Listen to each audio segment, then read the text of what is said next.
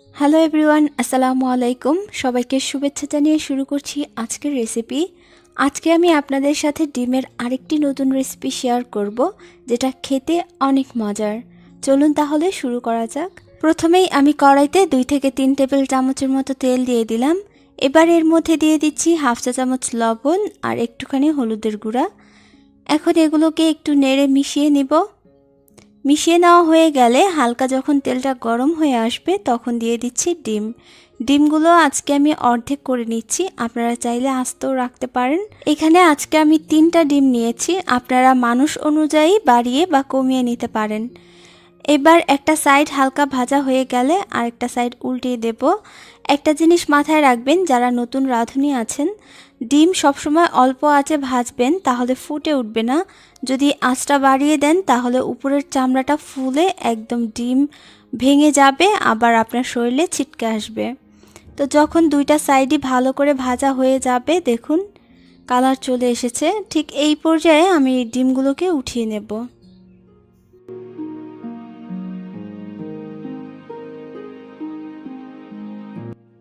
এইবার অবশিষ্ট তেলের মধ্যে দিয়ে দেব হাফ চা চামচ আস্ত জিরাটা কিছুক্ষণের জন্য একটু ভেজে নেব, পুড়িয়ে ফেলা যাবে না, সেটা খেয়াল রাখবেন।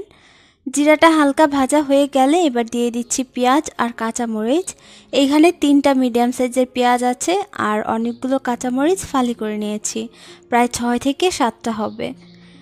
এবার এই পেঁয়াজটাকে একটু ভাজবো, তবে এর আগে পরিমাণ মতো লবণ দিয়ে দিলাম। লবণটা আমি কিন্তু 1 চা চামচ দিয়েছি, মানে বেশি করে দিয়েছি, পরে দেখে দেওয়া যাবে। পেঁয়াজটা যখন এরকম একটু হালকা ভাজা হয়ে আসবে তখন দিয়ে দিচ্ছি হাফ চা চামচ আদা বাটা আর হাফ চা চামচের বেশি রসুন বাটা। এবার এই আদা আর রসুনটাকে পেঁয়াজের সাথে ভালো করে ভেজে নেব, যাতে করে এর কাঁচা গন্ধটা চলে যায় আর একটা সুন্দর ফ্লেভার অ্যাড হয়। যখন আদা রসুন ভাজা হয়ে যাবে একটুখানি পানি দিয়ে বাকি মশলাগুলো দিয়ে দেব।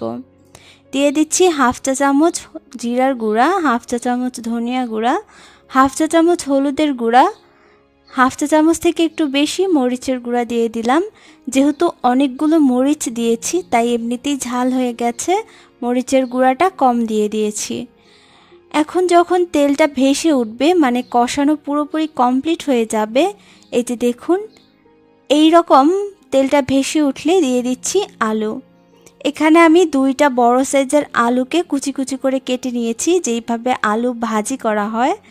তো একটুখানি পানি দিয়ে এবার এই আলুগুলোকে নেড়ে মিশিয়ে ঢাকনা দিয়ে ঢেকে কষিয়ে নেব, যতক্ষণ না আলুগুলো সেদ্ধ হয়ে যায়। ঢাকনাটা খুলে একটু পরপর এভাবে একটু নেড়ে দেবেন, এতে করে নিচে লেগে যাবে না। আবারও ঢাকনা দিয়ে ঢেকে রান্না করছি।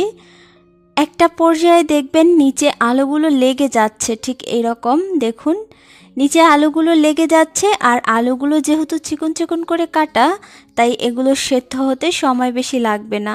যখন আলুগুলো সেদ্ধ হয়ে যাবে তখন পরিমাণ মতো ঝোল দিয়ে দিচ্ছি। ঝোলটা এমনভাবে থাকবে যাতে আলুগুলো ডুবে থাকে। এখন সেই ডিম যে ভেজে রেখেছিলাম সেগুলো দিয়ে দিলাম। ঢাকনা দিয়ে ঢেকে রান্না করব 5 থেকে 6 মিনিট। 5-6 মিনিট পর এই আলুগুলো আর ডিম পুরোপুরি কমপ্লিট হয়ে গেছে রান্না। এখন বাকি যে জিনিসগুলো সেগুলো দিয়ে দিচ্ছি। দিয়ে দেব বেশি করে ধনিয়া পাতা কুচি। ধনিয়া পাতাটা যদি না থাকে তাহলে গরম মশলা দিতে পারেন। দিয়ে দিচ্ছি কাঁচামরিচ ফালি, এটা ফ্লেভারের জন্য। আর লবণ দরকার ছিল, অল্প একটু লবণ দিয়ে দিলাম। এই পর্যায়ে আপনারা চেক করে নেবেন লবণ হয়েছে কিনা। লবণটা দেওয়ার পর এরকম একটু ঘুরিয়ে নিলেই কিন্তু মিশে যাবে। এখন এই পর্যায়ে ঢাকনা দিয়ে ঢেকে আরও 1 মিনিটের মতো রান্না করে তরকারিটা নামিয়ে সার্ভ করব। গরম গরম ভাতের সাথে এই তরকারিটা খেতে ভীষণ ভালো লাগে, বাসায় একবার হলেও বানিয়ে দেখবেন। আশা করছি সবসময়ের মতো আজকের রেসিপিও ভালো লেগেছে। আজকে এখানেই বিদায় নিচ্ছি, আল্লাহ হাফেজ।